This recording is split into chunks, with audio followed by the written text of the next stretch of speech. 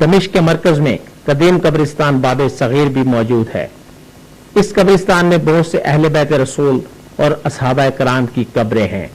ان میں ایک قبر صحابی رسول حضرت بلال حبشی رضی اللہ تعالیٰ عنہ کی ہے۔ حضرت بلال حبشی رضی اللہ تعالیٰ عنہ افریقی نژاد تھے۔ آپ مکہ مکرمہ میں پیدا ہوئے اور وہیں پرورش پائی۔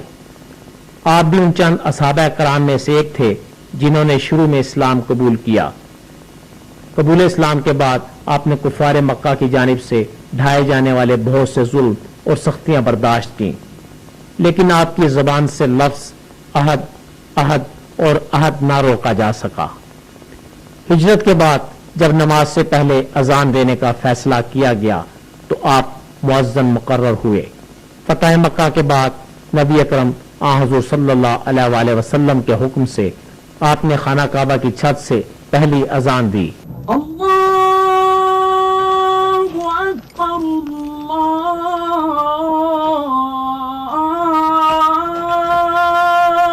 اکبر۔ آپ نے حضور کے ساتھ تمام غزوات میں شرکت کی۔ حضور کی وفات کے بعد آپ پر رنج و غم کی شدید کیفیت طاری ہو گئی اور آپ نے اذان دینی ترک کر دی، جس کی وجہ یہ تھی کہ اذان دیتے وقت آپ پر رکت طاری ہو جاتی۔ کچھ مدت اسی درد و غم میں گزارنے کے بعد آپ اسلامی فوجوں کے ساتھ ملک شام چلے گئے، جہاں سے آپ مختلف جنگوں میں حصہ لیتے رہے اور وہیں مستقل رہائش اختیار کر لی۔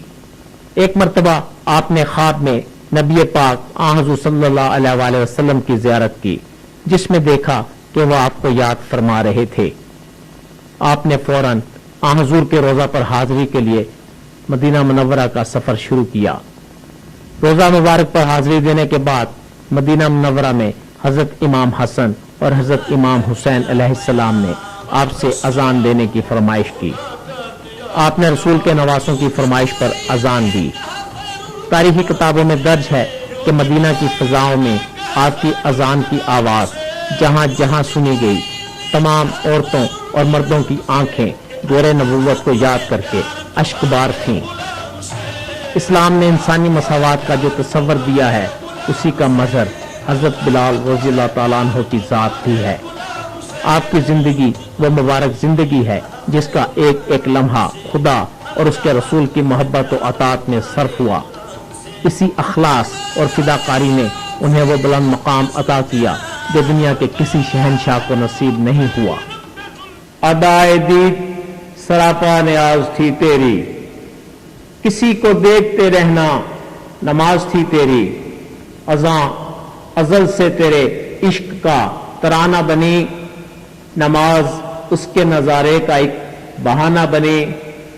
خوشا وہ وقت کہ یہ صرف مقام تھا اس کا، خوشا وہ دور کہ دیدار عام تھا اس کا۔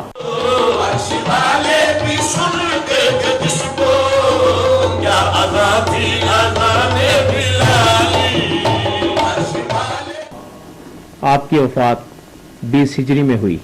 جاوید کاظمی، پاکستان ٹیلی ویژن نیوز، قبرستان باب صغیر، دمشق۔